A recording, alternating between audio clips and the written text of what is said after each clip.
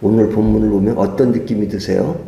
뭐 내용상에서의 느낌이 있지만 이렇게 그 내용상에 이루어지는 모든 일들을 이렇게 좀 뭐랄까 눈에 보이는 그림과 같은 분위기로 보면 저는 어떤 느낌이 드냐면 우리가 이제 무슨 일을 할 때 또 계약을 하잖아요. 뭐 집을 얻는다거나 계약하잖아요. 계약서를 아무리 써도 그 효력이 발생되는 것은 도장을 쾅 찍어야 되잖아요. 도장을 쾅 찍어야 되잖아요. 마치 오늘 본문은 누가복음을 마지막으로 끝내면서 이제 지금까지 있었던 많은 이야기들이 있는데 그 이야기가 이제는 확실하다 하는 아주 도장을 쾅 찍는 그런 느낌을 줍니다. 특별히 어제 그제 본문을 통해서 강조되었던 것이 무엇이냐면 부활이죠. 부활. 예수님의 부활. 그 부활이 무엇이냐 하는 것에 대해서 이런 것이다 저런 것이다 라고 쭉 이야기를 했습니다. 근데 오늘 본문은 그 부활은 이런 것이야 완벽하게 완전하게 그리고 이거는 어쩐 그런 그 크기와 규모를 아주 웅장하게 딱 이렇게 완성짓는 그런 결말 같은 도장을 확 찍는 그런 분위기입니다. 자, 오늘 본문에 나타난 것은 무엇이냐? 부활과 관련해서 예수님이 제자들에게 나타나신 것이죠. 어제의 본문은 그 엠마오로 가는 두 제자에게 나타났다면 오늘 본문은 12제자에게 나타나신 겁니다. 12제자. 12제자들에게 나타나니까 12제자들이 놀라고 그리고 당황할 수밖에 없죠. 두려워할 수밖에 없죠. 왜? 그들은 실제로 예수님이 죽으신 것을 다 그냥 그 시대 현장으로 이게 느끼는 사람들이었잖아요. 예수님이 뭐 그냥 뭐 어디 가서 쓰러지신 정도가 아니라 완전히 사람들 앞에서 십자가형을 받으신 겁니다. 그 십자가형이라고 하는 것은 끔찍한 거잖아요. 실제로 뭐 마취를 시키고 그런 것이 아니고 그냥 살에다가 그냥 못을 받고 뭐 엄청 십자가에 달려서 힘들게 하는 그런 것, 최고형 그렇게 예수님이 돌아가신 것을 뭐 몇 사람만 아는 것이 아니라 예루살렘에 사는 사람은 다 알 정도로.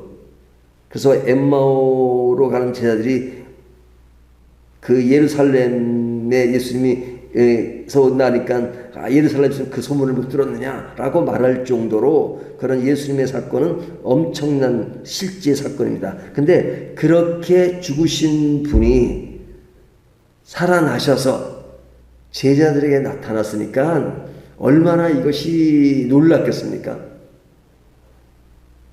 그래서 예수님이 나타나셔서 하시는 말씀이 너에게 평강이 있을지어다 하시면서 두려워하지 말고 믿음을 가지라 이렇게 말씀하시죠. 그러니까 이 말 속에는 제자들이 어떤 상황에 있는가를 알려주신 거죠. 그리고 제자들에게 손과 발을 보여주잖아요.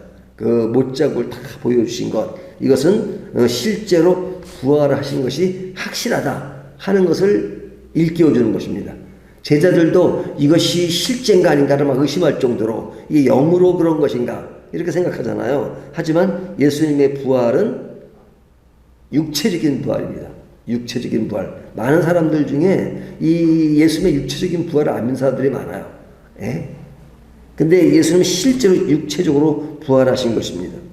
그래서 손과 발에 못자국을 다 보여주셨죠. 그래서 이 부활은 사실은 왜 중요하냐면 예수님이 실제 살아나셨다는 것을 알려줄 뿐더러 그 사건이 우리를 구원하시는 그 사건이라는 것을 아주 너무 확연하게 알려주는 것이기 때문에 부활의 사건은 너무너무 중요한 것이죠.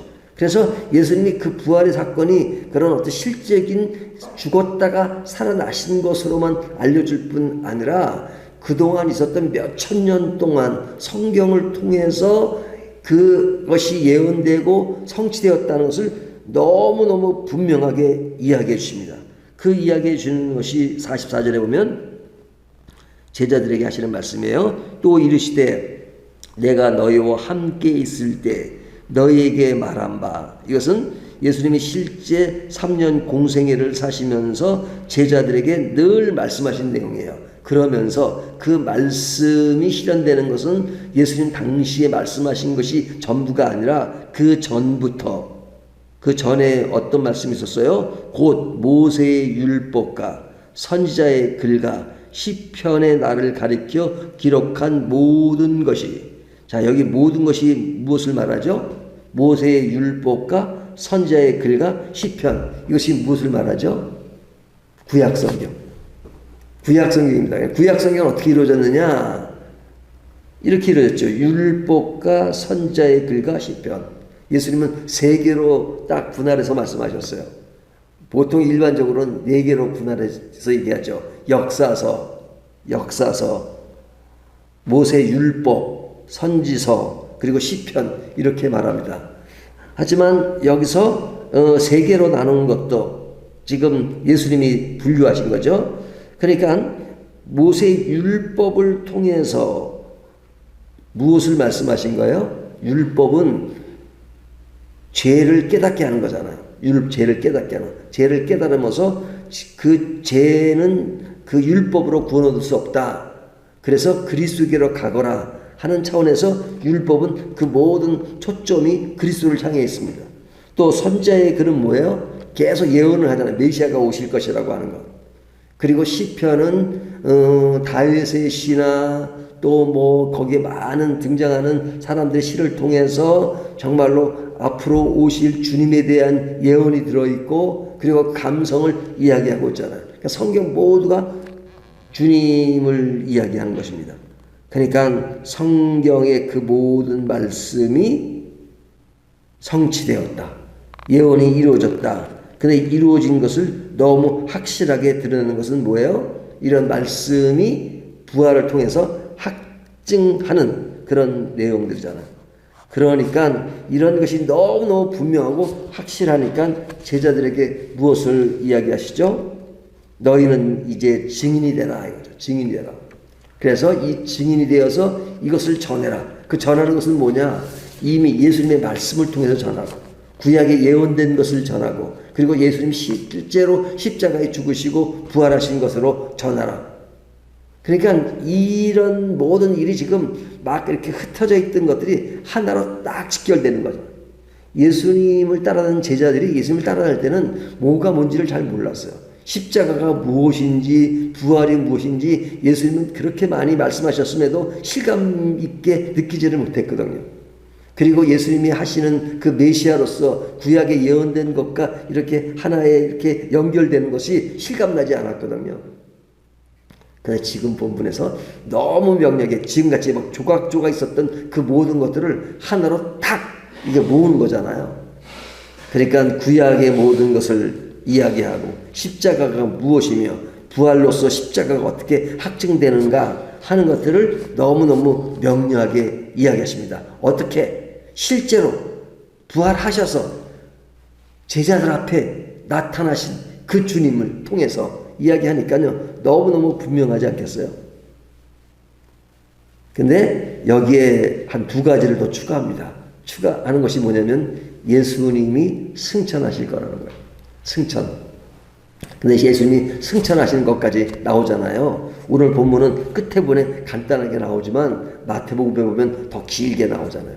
그러니까 그 옛날에 우리 한국교회는요, 이 승천절 기념 예배가 있었어요. 승천 기념 예배 기억나시죠?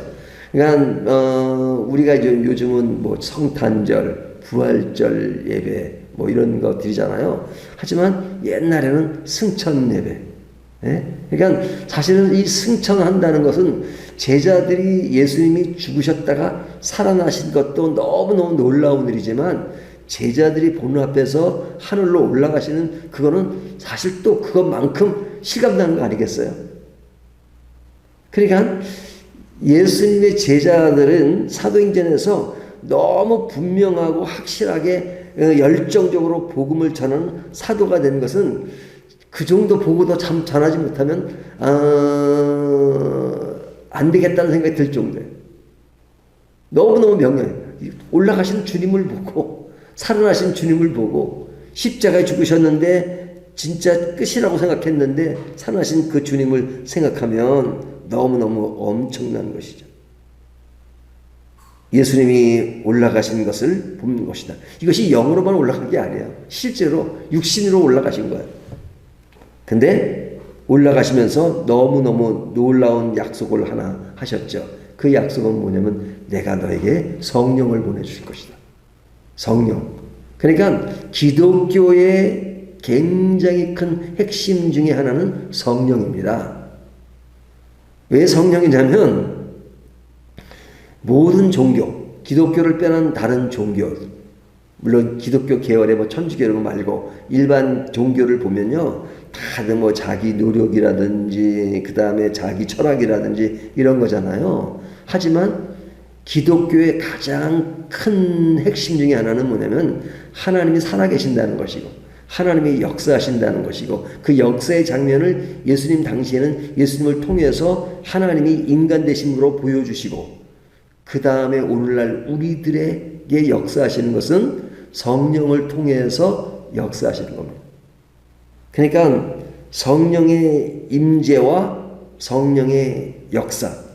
그래서 사실은 성령님은 하나님이시고 그리고 성령님이 우리를 늘 통치하시고 그리고 인도하시는 그 인도와 통치, 임재 이것이 굉장히 중요한 것입니다.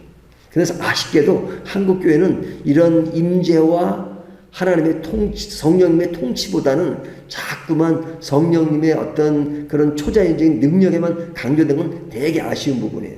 당연히 성령님은 초자연적인 능력과 힘이 있으신 분이죠. 하지만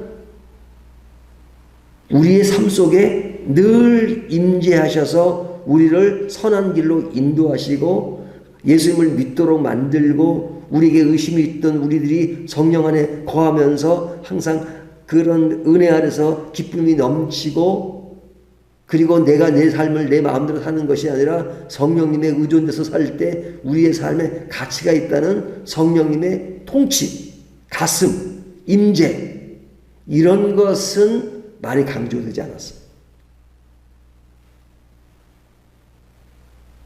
그러나 예수님께서 보여주신 것 중에는 내가 너에게 성령을 보낼 것이다. 성령이 우리에게 그런 복음의 증인이 되게 만들어줄 것이다. 그런 베드로나 다른 사도들이 한결같이 순교당한 사람들이 많아요. 그들이 순교당하기까지 그렇게 복음을 열정적으로 증거할 수 있는 것은 성령님께서 인도하신 것입니다. 그러니까 아주 시시한 예를 하나 들으면요. 사람들이 자기 의지 가지고 하잖아요. 의지 가지고. 나는 이제 올해 새로운 시작이 됐으니까 담배를 끊겠다. 근데 담배가 끊어지기 위해서 노력하는 것이 인간의 어떤 의지와 노력이에요. 하지만 어떤 사람들은 그런 간증을 하잖아요. 나는 담배를 끊을 수가 없었는데 어느 날 갑자기 그냥 담배 냄새도 맡기도 싫어졌다. 근데 성령께서 우리에게 임재하셔서 우리에게 어떤 변화를 주시고 내가 할 수 없는 것을 하게 하시는 것 이것이 성령의 능력이잖아요. 그 성령의 임재하심이고 그러니까 우리는 오늘날 예수님이 이 땅에 계시지 않지만 성령께서 늘 하시는 것을 생활 속에 체험할 때가 많잖아요.